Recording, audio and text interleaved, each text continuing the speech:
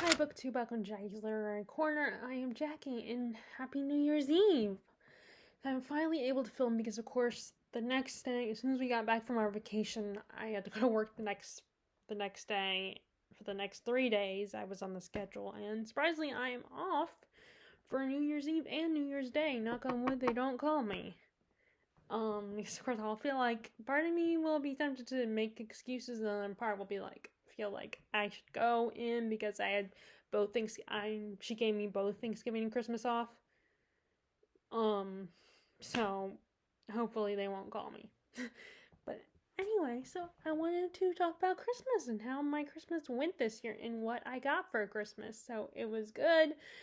I had a good time. We did go to see my grandma, the same grandma we went to see for Thanksgiving. It's my maternal grandmother. And my sister was able to come up with the kids because we were supposed to get Thanksgiving. They split up. They split the holidays between us and her in-laws. Like her in-laws will get the one holiday and then we'll get the other one, and they go back and forth every year. But because Harrison had got sick, he got the flu on Thanksgiving, they decided, we'll go see the in-laws after Christmas, but we'll spend Christmas with you guys.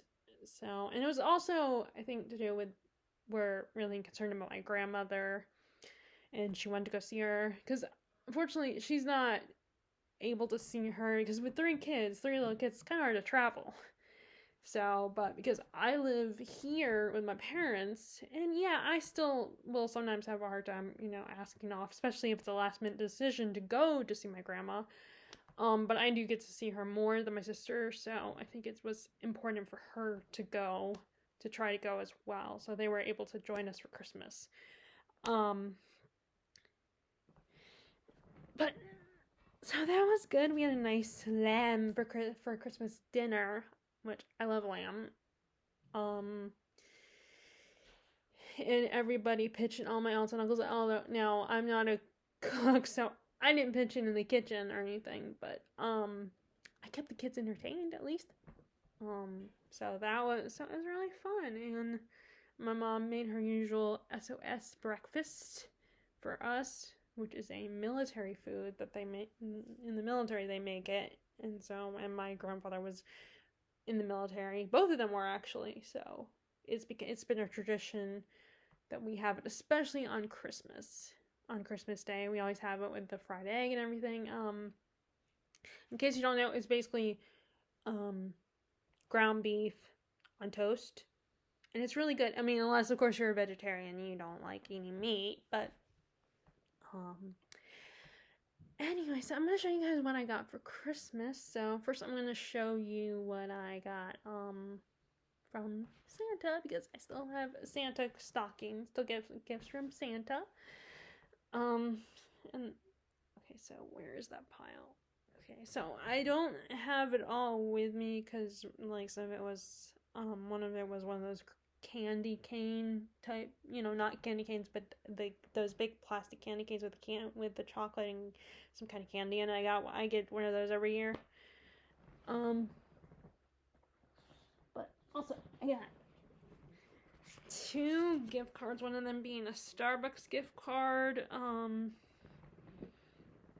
and then I did get an Apple iTunes gift card as well, which that's in use right now. And then I got these vintage bookmarks, which I actually had bought these exact ones for myself a couple years ago. And of course, after I opened it, I realized after the fact that I could have either, because Santa probably got them from Books A Million, so I probably could have returned them or given them to Terry, but I didn't think about that. Sorry, Terry, if you're watching.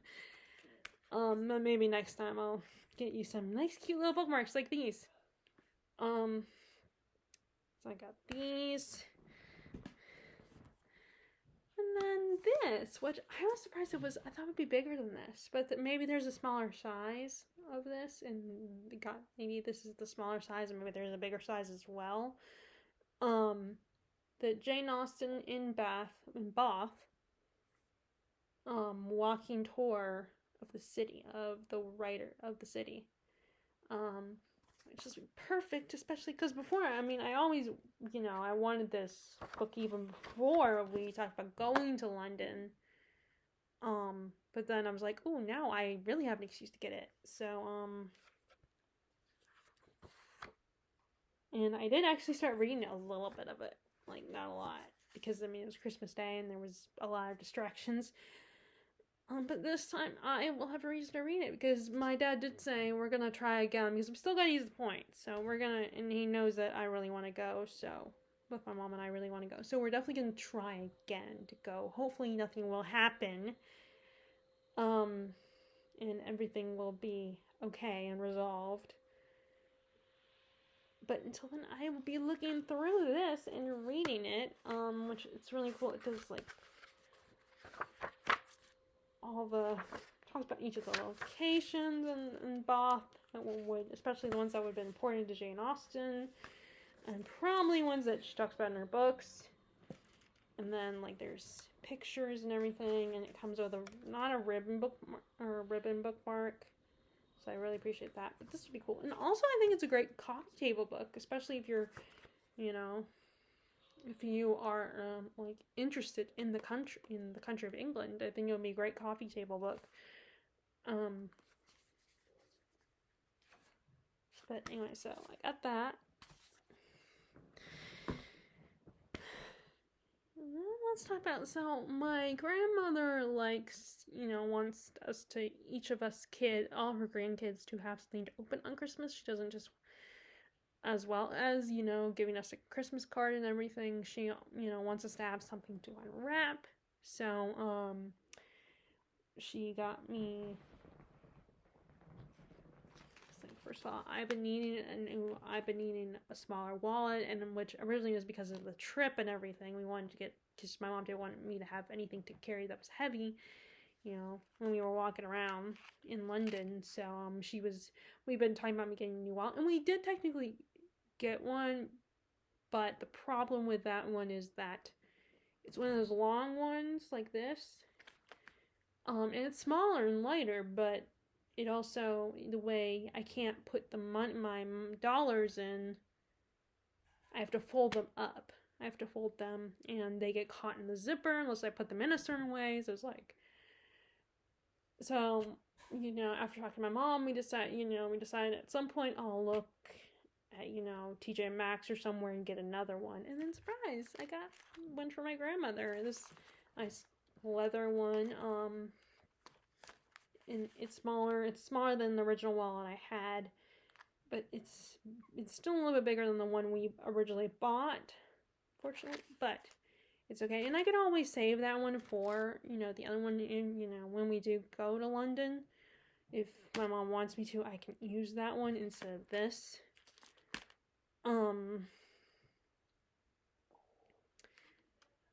But this is good for now. But I do like this one. I like, the leather. And it's a very adult wallet. Because I don't know, I've kind of leaned away towards the stuff that's, I still don't mind enclosed, but the stuff that's all, has cute pictures on it, like flowers or something like that, or bright colors, I still like that aesthetic, but I kind of lean more towards this kind of like earthy tones, and maybe it's partly because my mom likes it, earthy tones, and I think she does influence some of my style, whether it's clothes or the things I use. But yeah, so I do.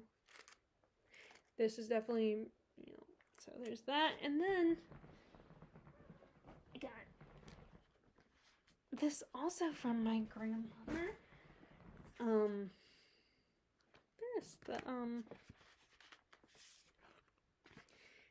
The Bridgerton writing letter set, which it's really cool. So these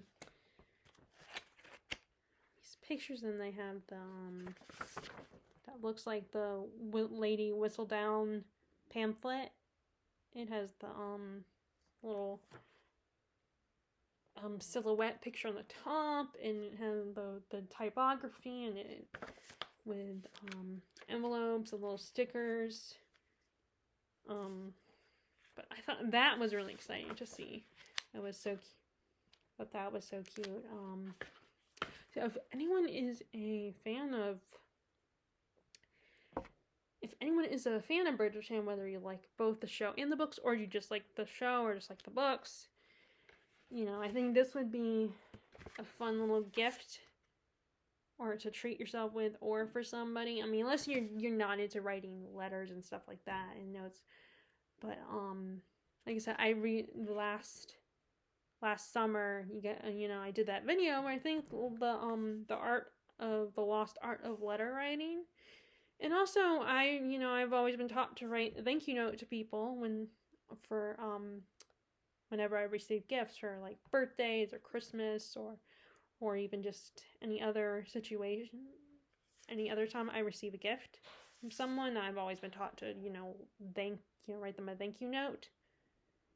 And I mean, sometimes because I mess up when writing notes. Sometimes like I forget words, or like my mom tells me it's too small because or something like that. Then that's the only time I don't love writing thank you notes. But it's always I build the habit, and I do miss the idea of writing letters, and I wish people wrote letters more. The other thing is, a lot of times thank you notes don't always have lines in them, and I'd really be having lines to write my notes because sometimes my writing is not always neat. And at least with the lines, I can have, plenty. It will structure it a little bit. So, but yeah, I really appreciate it. It's really fun. It's a really fun thing. It was fun to receive this from my grandmother.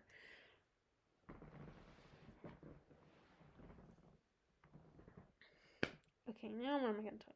Okay, so next, I guess I'll talk about my gifts from Terry. If I can, move this a little bit. Oh, dang it. 1 sec.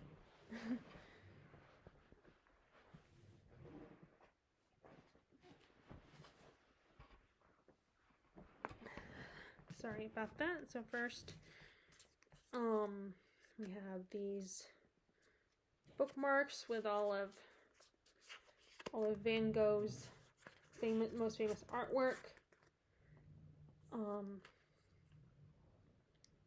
Which I think I asked, and I'm trying to remember, I asked if I added these to my list before the Van Gogh exhibit was on my radar or after. And actually, I think it was inspired. Asking for these and looking might have been inspired by hearing about the Van Gogh exhibit and wanting to go. And I think the question is, did I was inspired to get them, asked for them after I finally went, or before I went? And I was thinking about it. I cannot remember. But since he's the only one of the few artists of this art style that I knew about, because him and probably Cezanne, and of course what is that famous artist, and then Michelangelo, and then Da Vinci, that was his name, Da Vinci. Those are some of the few artists that I know about. So whenever I try to do that dark academia tag, there's only so many artists that I can talk about. Impressionism, that's what the art style is called that he does. Impressionism.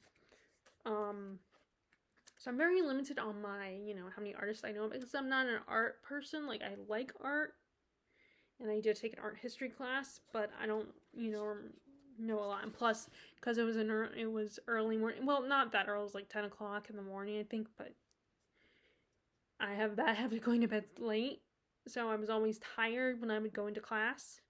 So I didn't entirely pay attention in that class. Plus, it was really warm in there. So even though I took a class, I don't remember a lot about what I learned in art history. But I do like art. am not like a hardcore fan of it, you know, and I always feel like I'm not one of those people who will, you know, go to art museums regularly and study the art. Like, I like looking at it for a few minutes, but I am one of those people who probably doesn't look at it long enough, doesn't really appreciate it. But although I do like with that exhibit, the Van Gogh exhibit, it was interactive. I appreciated that. That was really fun, the Van Gogh exhibit. And Terry, if you're watching, I think it's really cool.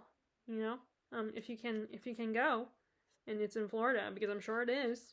I definitely recommend checking it out if you're interested. If you're watching, Terry. But yeah, and they have little holes. I could probably put something in here, like a ribbon or something. I would be hesitant to put tassels because tassels usually come apart really quickly, have fallen apart, because, you know, when I'm traveling, they get caught in the zipper or something.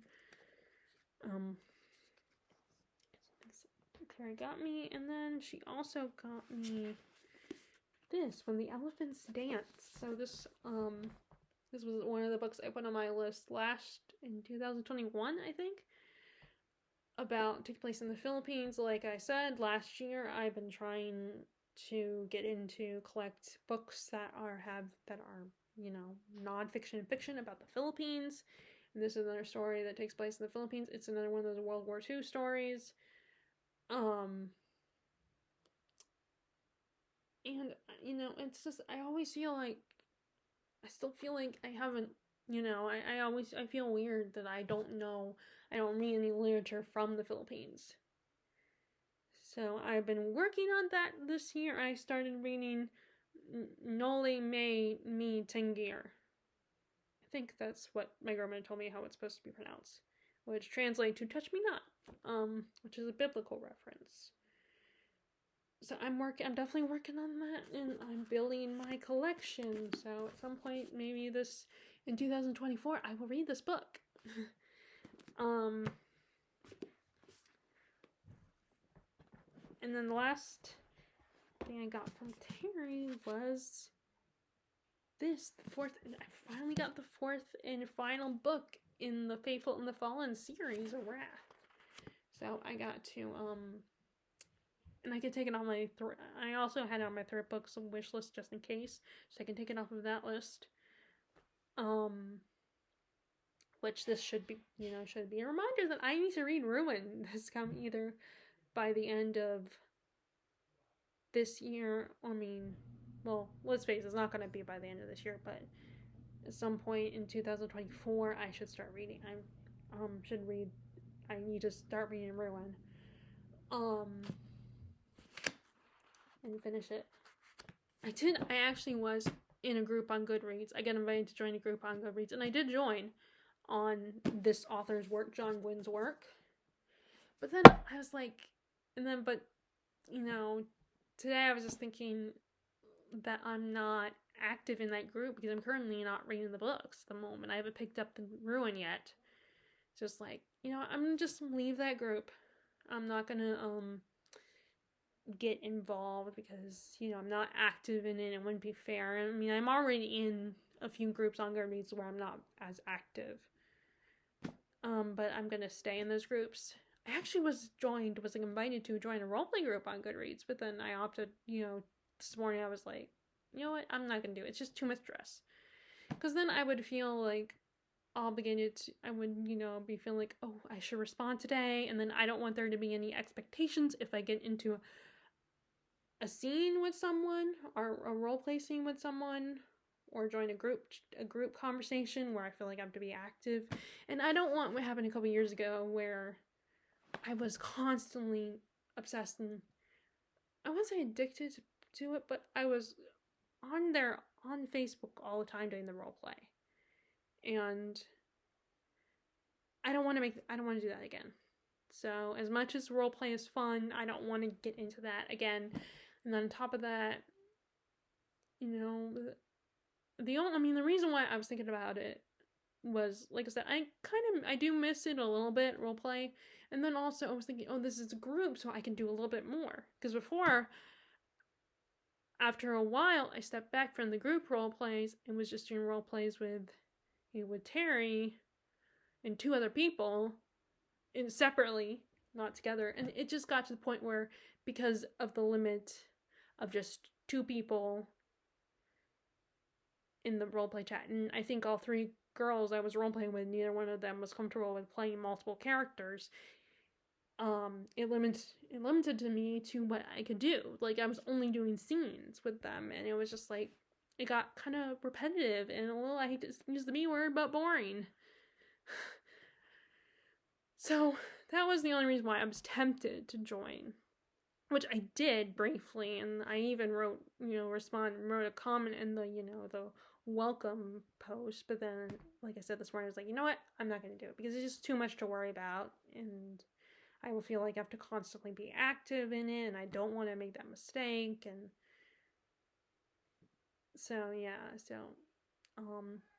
but like I said, I only bring that up because, I was leaving the group that had to do with the author of this series, John Gwynne. So those were my gifts from Terry. Thank you, Terry, if you're watching. Okay, now let's talk about my gifts from my parents. Okay, so first, let's see. First, I got my Christmas PJs from them. It does have Christmas on here. It actually matches my friends of ours got me a mug that says with a gnome on it that says "This girl loves Christmas," and it said the same thing. But I'm like, I'm gonna wear it anyway, and all through the rest of the winter months. I mean, I'm the only one. It's not like I'm gonna go out in public, walk around in my PJs. So it's no one is gonna see them, So I want to get a good use out of them. So I'll wear them, and then when Christmas comes around again, I will wear them on Christmas next year. And these are really cute. I did, and then I got this. My mom said was hinted at this kind of like, because we didn't open our gifts to between the 3 of us until after, because it would just be too much in the car. So when we got back from my grandma's, that's when we opened our gifts between the 3 of us, which I was so excited because there's, when I wanted to I wanted my mom to I was excited for my mom to see the gift I got from her off of Etsy, which now I can talk about it. I can't show you guys, but it was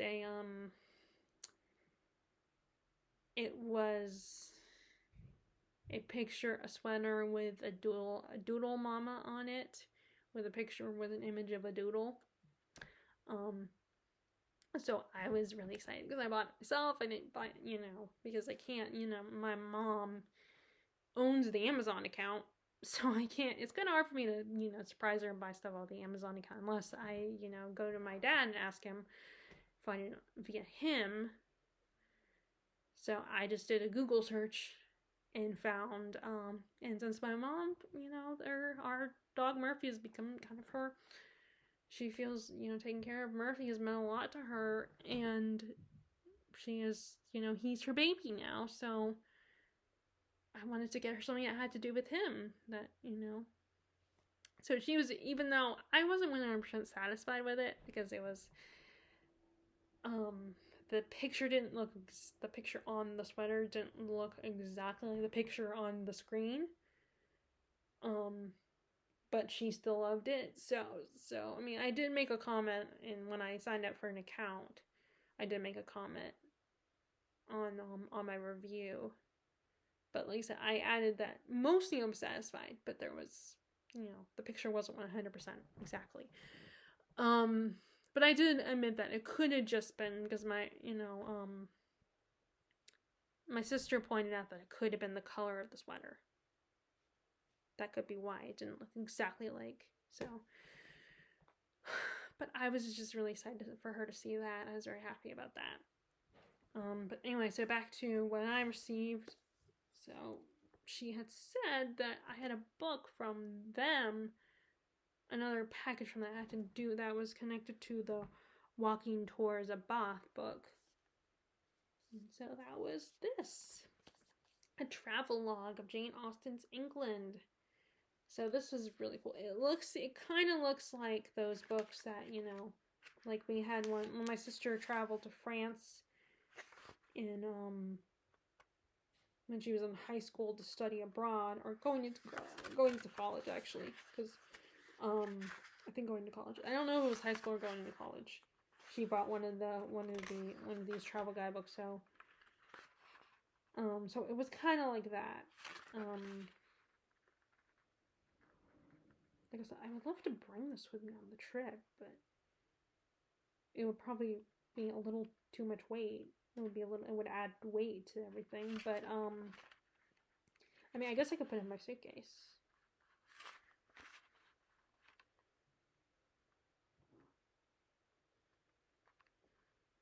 You know, it was funny that I was looking on Goodreads, and there are so many books that are retellings or continuations of Pride and Prejudice. That's like the most popular one to have a retelling or continuation of. Which, I mean, I get everybody loves that one. It's a favorite. Pride and Prejudice is a favorite amongst fans of Jane Austen. But I sometimes wish there were more books about more books that were connected to some of the other Austen, Jane Austen novels instead of just Pride and Prejudice. I know it's a favorite, but I mean, there's the other books you can continue the story.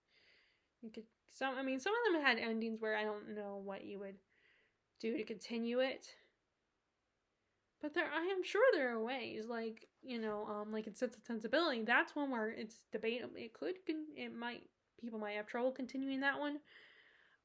But, you could talk about the two sisters and their children, or you could do a story about their younger sister, Margaret. You could do her story because she kind of was put off to the side. It was because it was focused on Miriam and I can't remember the other sister's name. But anyway, you could find ways to continue each of the stories of the characters. I mean, even writing stories about their children. But anyway, so I was really excited to see this, to open this up. This little travel guide, so I'll have to look through it. And I feel like with books like this, you don't have to read the whole thing, just go through it and read certain sections. And when I say, you don't have to, I mean, you don't have to read the whole thing in one go. I feel like you could just go through it and, read a little bit of it over time. But yeah, this was really cool to open. This along with the travel guide to Bath.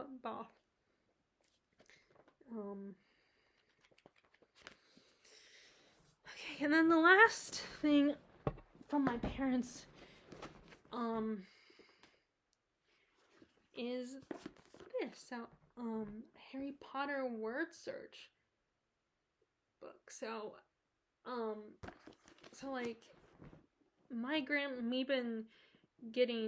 we bought my grandmother word search books, the ones you can get at BAM from, because, my grandmother's a very religious person, so, we got her the ones with the Bible, that have to do with the Bible, but funnily enough, most of myself and my cousins and my mom and my dad, everybody else has been doing it, and she herself hasn't been doing it, which, even though we bought it for her, and I bought another one for her again this year, but we do try to encourage her to do it herself.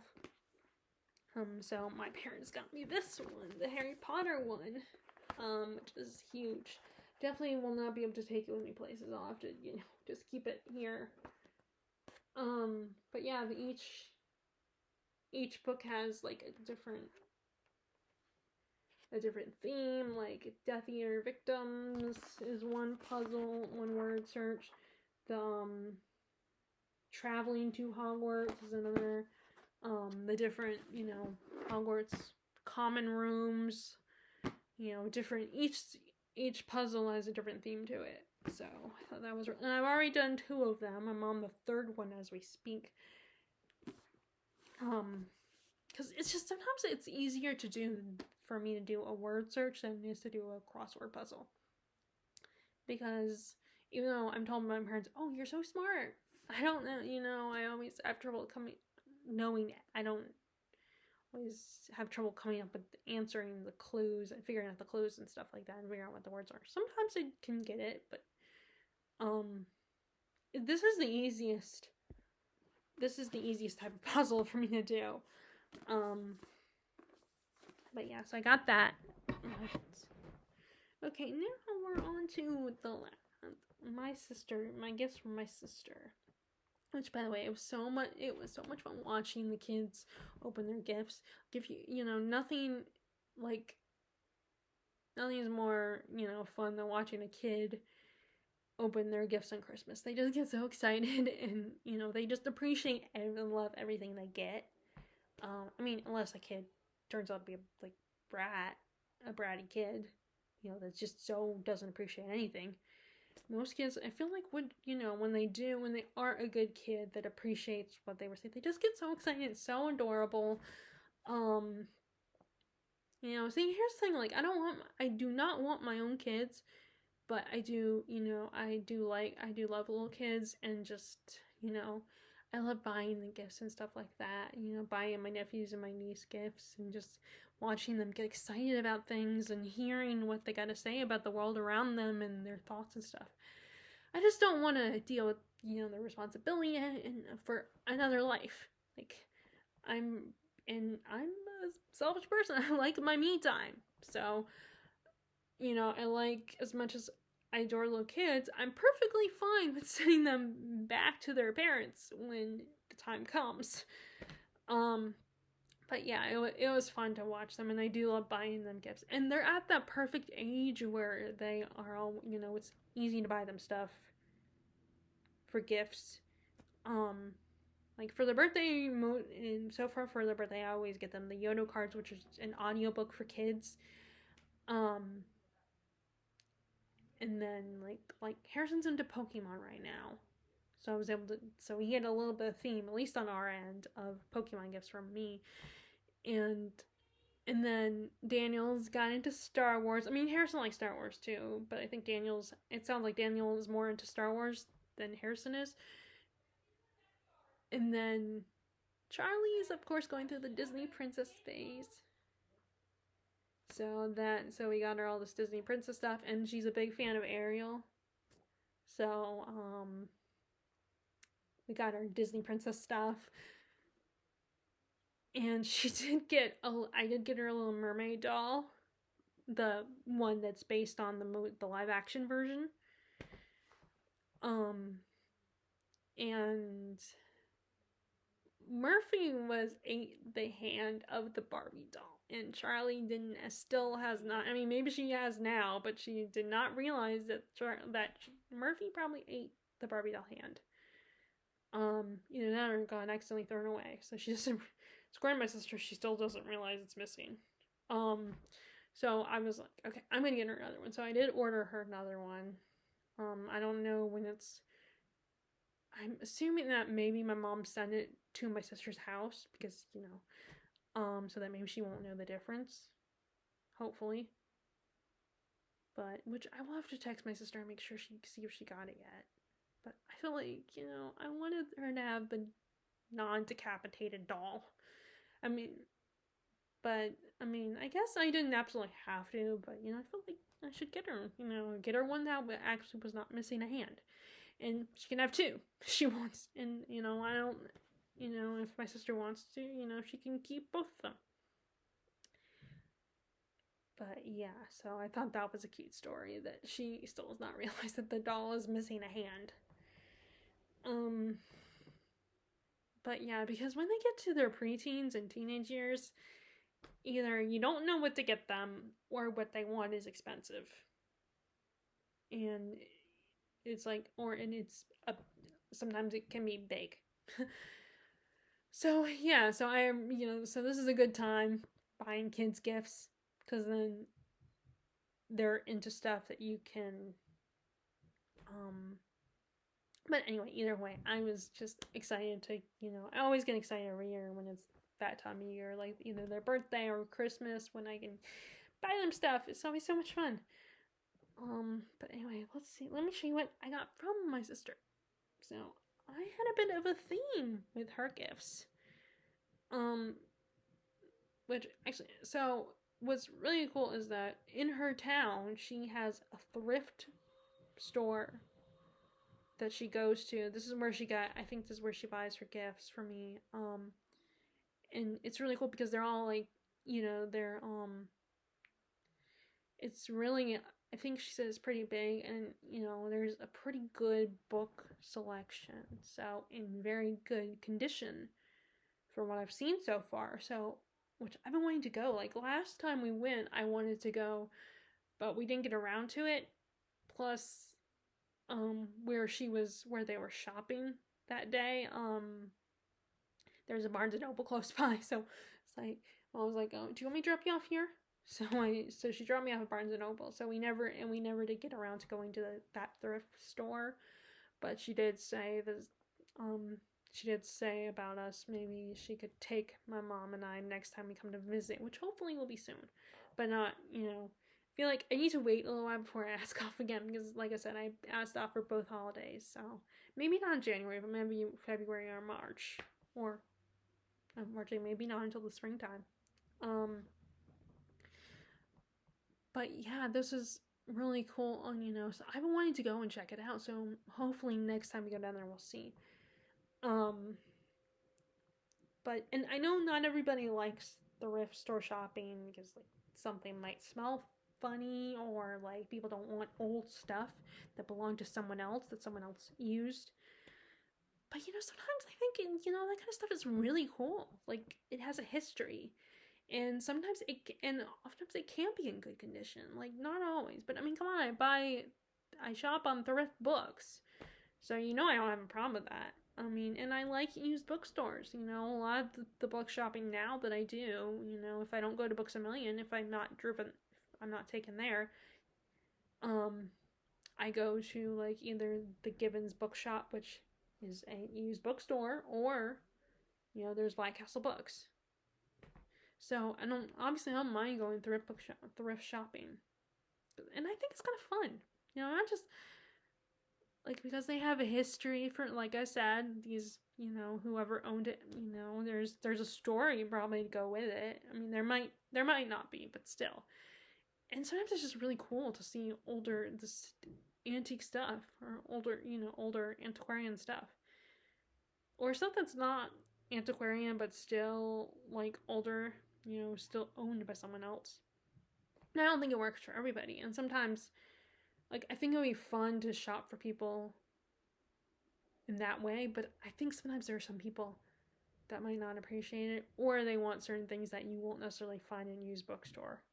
And like, not like a used, like a thrift store type place.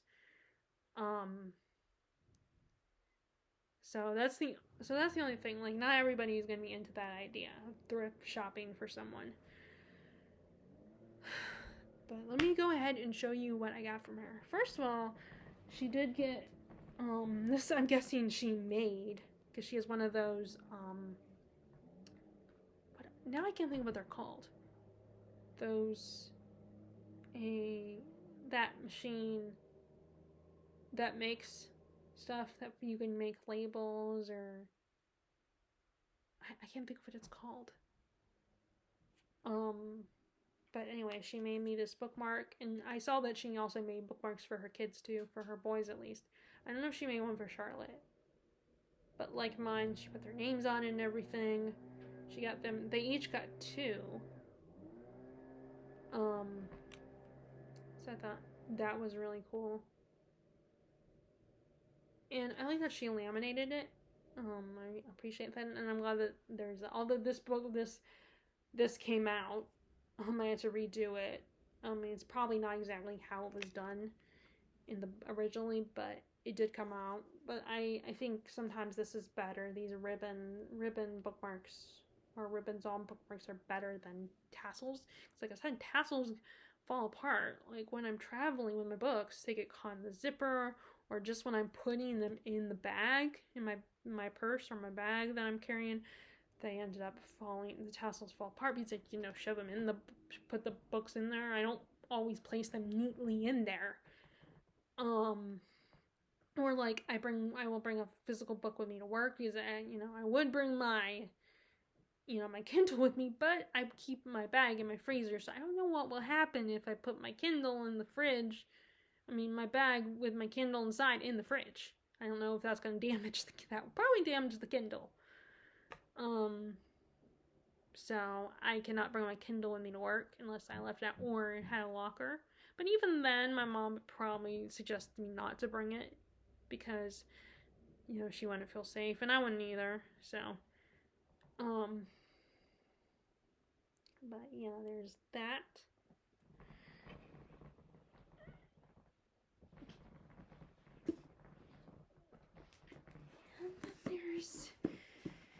First of all, there we have Pocahontas and Captain John Smith, the story of the Virginia colony. So I think this is like a kid's version because it's like big print and everything.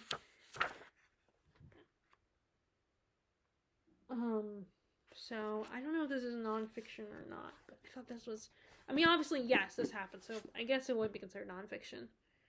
But, I don't know if it's a fictionalized version or not, but, I think it's probably not like the Disney movie, because the Disney movie is very politically incorrect. And nowadays, I think it's come to light recently as the fans from when the generation that saw that movie when it first came out. I think now that we're older, we're definitely thinking and considering this is not correct. This is kind of inappropriate. Because of course Pocahontas was only like a young girl, like a preteen at the time, and John Smith was an old guy, and he is not the guy she ended up with, which it's funny, they course corrected with the sequel. But then it was they changed John Smith's personality completely. He didn't have any character growth. And it wasn't anything super special. I do like the song Where Do I Go From Here, I think it's called. And the song that she's singing while she's transitioning to London and adapting, I thought that was, a cute song, a fun song, and then the whole scene with the bear was really interesting, but it's not as good as the original anime movie, even though the original anime movie was not correct. So I'm guessing this is probably a little bit closer to the original story. So I thought that was, maybe it is fiction. I don't know, maybe it is considered fiction, I don't know, but, this reminds me of those books, the illustrated classics. I thought that, or it actually looks similar to the version of Mr. Popper's Penguins that I read. The aesthetic of it.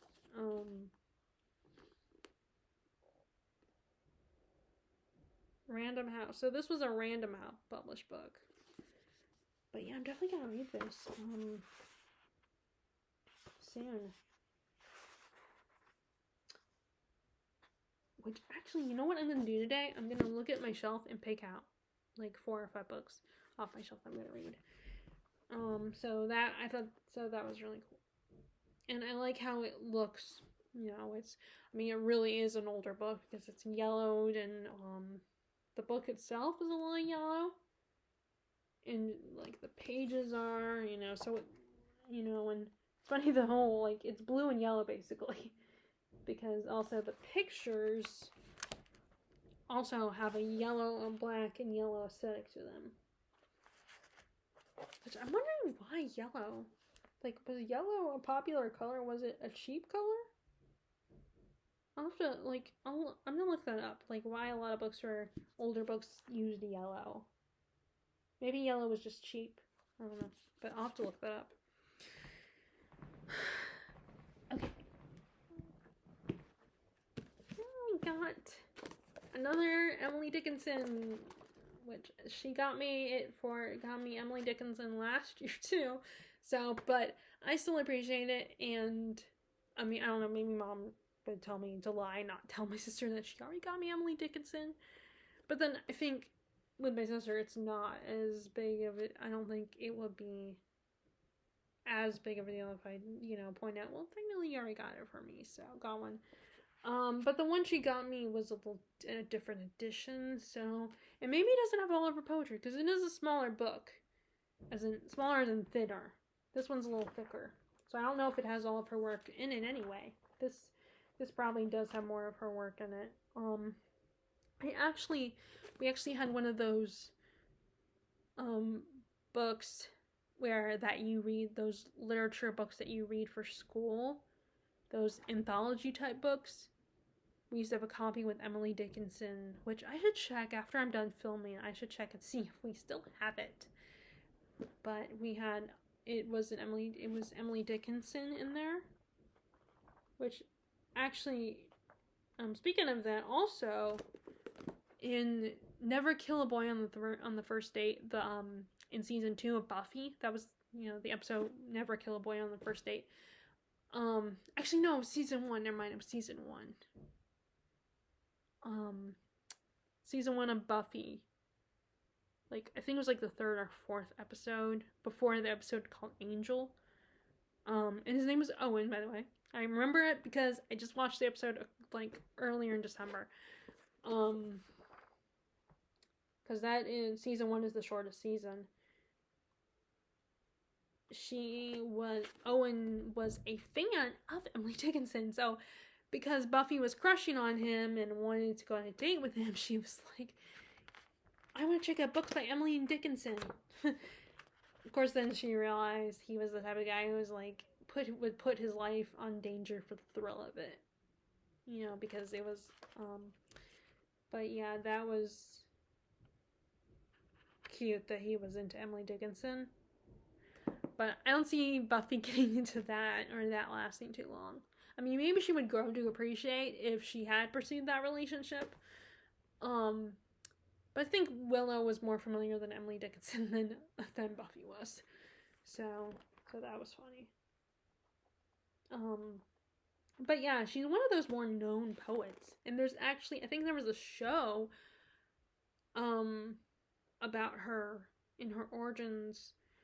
But I think it was done in a very unique, untraditional kind of way, the show. Which I never watched it, but I remember seeing it advertised. But yeah, this will be. And I feel like now I really need to get more into poetry. Like, actually get into it. Like, read a poem a day or something. Or, I did, during Thanksgiving, I did bring the book of poems that I bought written by the Brontes. I think I brought that one because it was a physically small book, so I could throw it in my bag. So I brought that with me, I think, when we went to see my grandmother for Thanksgiving, and I did read a couple of the poems, and I did like them. I liked, and of course there were some religious poems in there because their father was a minister. I don't know what his title is, but so they were raised by a very religious father. And at least Anne, a lot of her books have religious. Her book, Agnes, I think it's Agnes Grey is the one that she wrote, has religious undertones in it.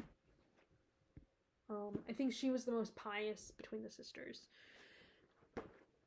And then my sister got me this edition of Northanger Abbey, which I actually was not the biggest fan of that, the copy I had bought anyway. So I ended up, so I'm glad my sister got me this copy, which I like that the picture on here, I feel like the picture on here fits the premise of this one is, because it shows a girl reading a book, and what is her name? Okay, never mind. That just talks about this particular edition. What is her name?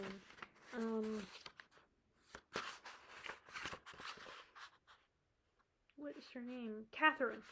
Catherine is a avid reader, And like a lot of us, she not only loves books, but she kind of lives up in the clouds and, sees and wants to turn her life into something out of a gothic novel.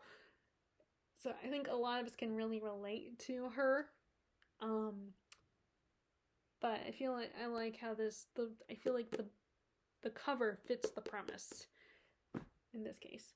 So this is a Longman Cultural Edition, so it has a lot of notes and stuff like that. It's because Northanger Abbey is one of her shorter works. It's like the first one she wrote, but I don't think it's the first one she published. So there's a lot of discussion in this one. There's the page that shows the list of illustrations. There's something about these particular editions. And then there's one about this one edition. And then, of course, there's a section on Jane Austen Life and Times. There's an introduction, which I'm guessing talks about the novel. And at least in this case, I could read the introduction because I know what happens in the book. Which I wish I remember. No, because I don't watch. I haven't seen her do videos lately, but I remember there was Spinster's Library. That's her channel name. I don't remember her actual name. I need to watch one of her videos. But she's been writing. Some of her videos have been based on books that I'm just, not interested in. But she did an interesting video where she talked about the problem with introductions for classics is that they spoil the book. Because they assume that you read the book and that you're not reading it for pleasure. You're reading it for like school or something. So what she talked about how that's kind of a disservice to the author to assume that the only reason someone want to read these older books, works of literature, is for study, and they wouldn't want to read them just for fun. It's kind of an insult to the author to say that you wouldn't want to read their books because you want to. It's only because you have to, which is not true. So introductions give away things and spoil things, a lot of them. So I don't read the introduction. Plus, I just want to get to the book. I want to get to the story. So I skip the introductions because oftentimes they can be really long. Not always. Like, I've read the introduction to Noli Me Tangere. So yeah, but in this case, since I read earlier this year, I've read Northanger Abbey. I can read the introduction this time. Table of Dates, then you have the actual novel, and then context, the romance plot, discussing the romance, Cupid and Psyche, Gothic romance. Now, this is sensibility and sublime, so I'm wondering if there's any reference to sensibility and sense and sensibility. Okay, so I'm wondering, because it has here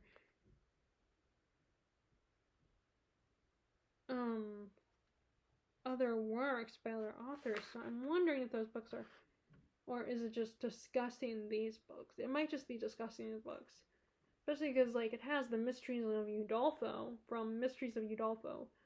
Oh, it probably has excerpts from them, and I've already read that one, and that's a super long book. So yeah, this must have excerpts from those novels.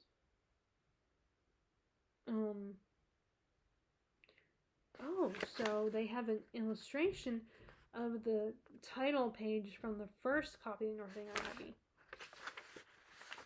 That's cool. So in this case, I could actually look through this without getting spoiled if I want to.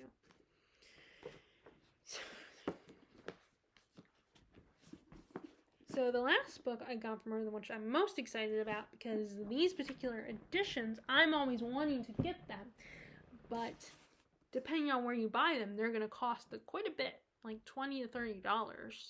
So, and, sometimes I'm like, oh, if I get a $20 or $30 book, then it's going to take me over my budget. So sometimes I have to plus I also debate about getting them because hardback books. It's true, hardback books are hard to travel because they're heavier and not always as comfortable to read all the time. And at least paperback books, you can hold the page. But I do like a good hardback.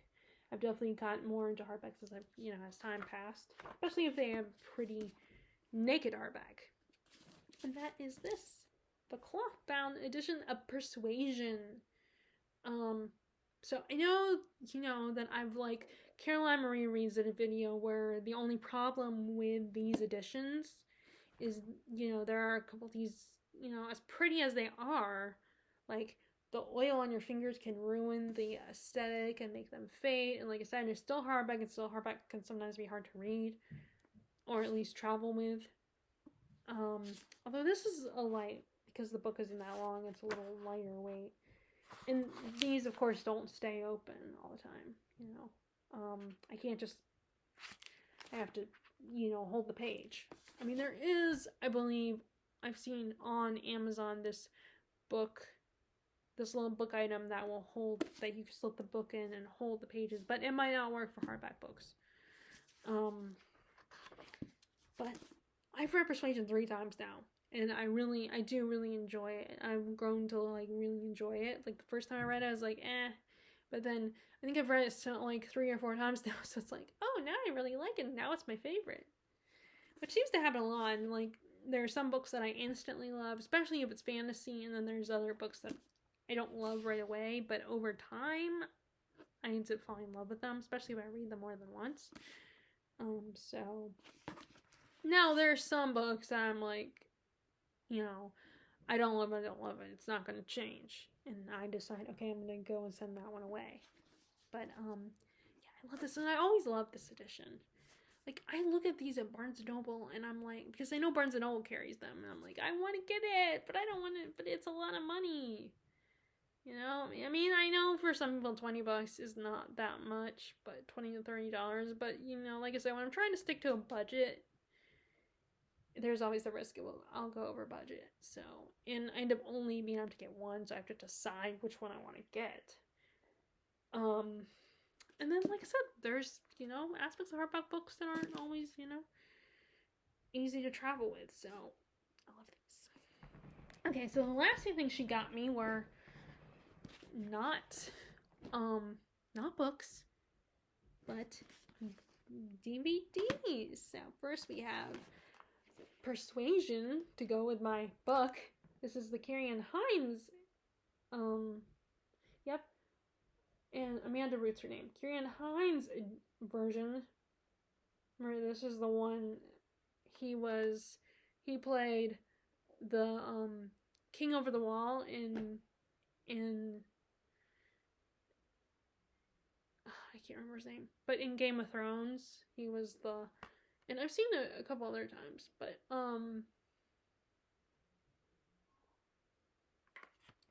she got me this to go with my book. So I'm gonna watch this one. And now this means that this year I will have more options.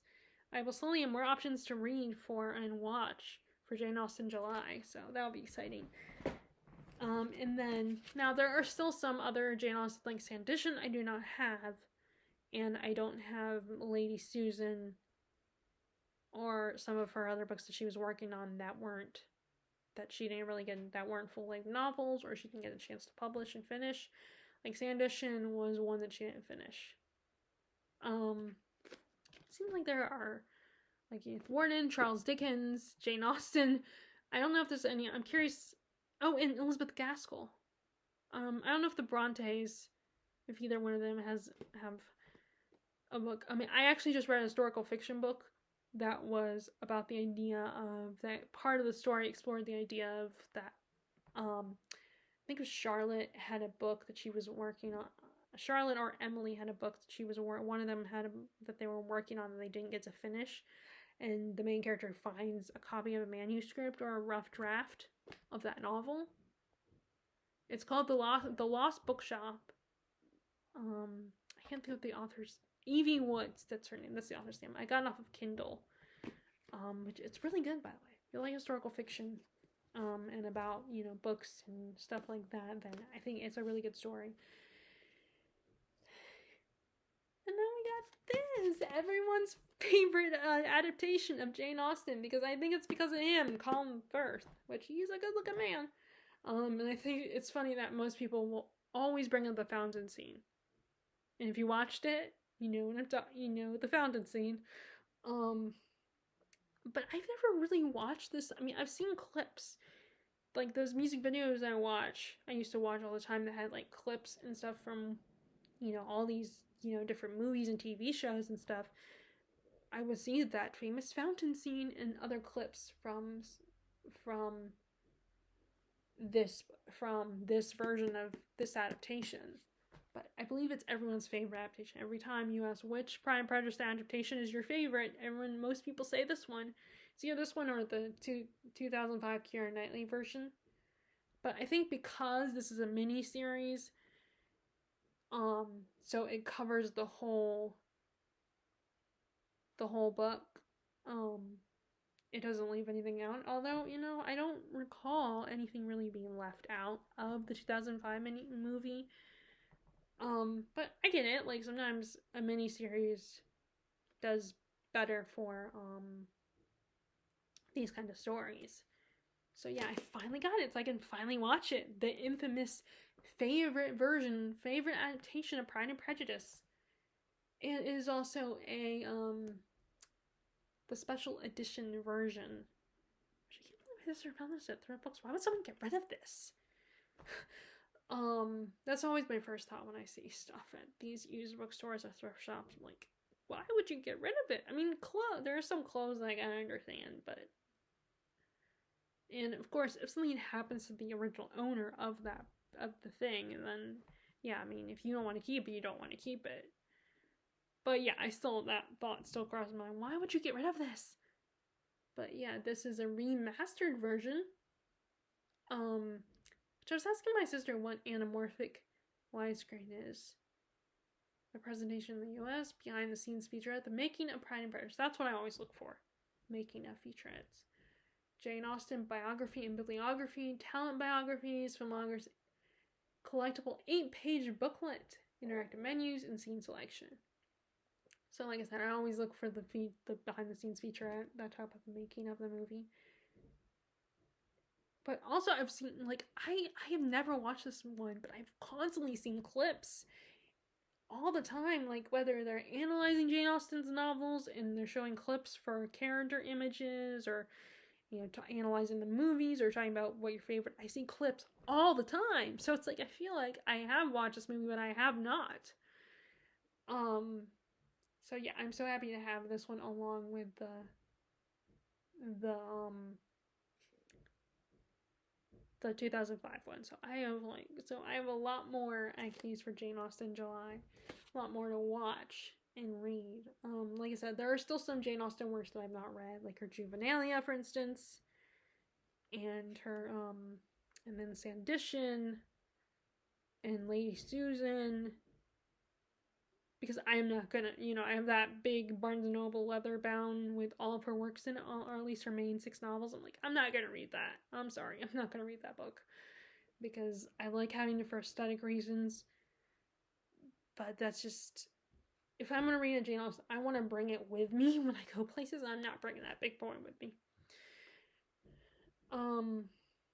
But anyway, so that is really cool. So that is my what I got for Christmas. I would love to know what you guys got for Christmas. Was there... Oh, one more thing. I finally got my Apple Watch. So, I was excited about that. But anyway, I would love to know what you guys got for Christmas. And what... Oh, and if if there's anything specific you read during Christmas, I would love to know what that is. Do you read Christmas books during Christmas? Or is there a certain author that you read during Christmas? Like I said, I know there's a lot of people that read certain, like, Christmassy books. I'm not one of them, but I do watch Christmas movies. The only Christmas book I've ever read is, of course, A Christmas Carol. And last year, I did attempt, which I cannot believe it's been a year since I read Little Women. Since I first cracked it open. But last year, I did start reading Little Women but I put down I haven't opened it since. I met so I might read it this winter, pick it up again this winter.